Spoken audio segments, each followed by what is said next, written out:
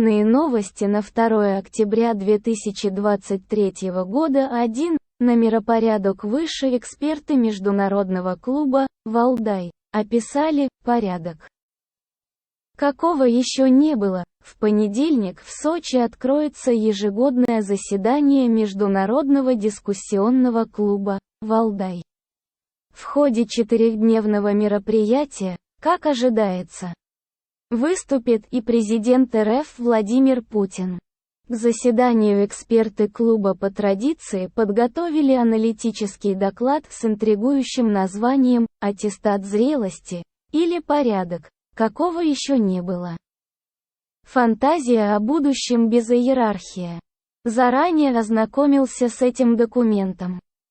2. И его возводить пожилым. Повышение пенсионного возраста прибавило рынку труда РФ 1,7 миллиона человек, как следует из расчетов Ранхикс.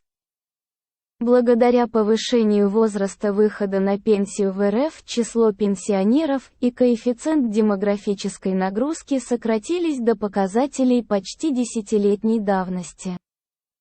Это решение оказало позитивное влияние и на рынок труда. За 2018-2022 годы он получил дополнительно 1,7 миллиона человек.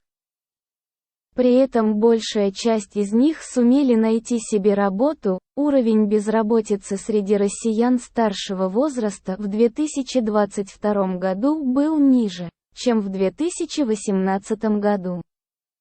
3. Утильсбор не конвертируется в скидки. Его повышение увеличило лишь бюджет автокредитования. Повышение утильсбора, традиционно использовавшееся для финансирования господдержки спроса в транспортном машиностроении, почти не сказалось на бюджетных лимитах для автопрома на 2024 год.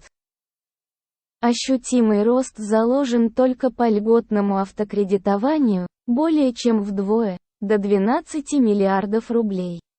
Одновременно правительство хочет вернуться к жестким требованиям по уровню локализации машин, на которые можно получить кредит. Сейчас им соответствуют только продукция АвтоВАЗа и электромобили.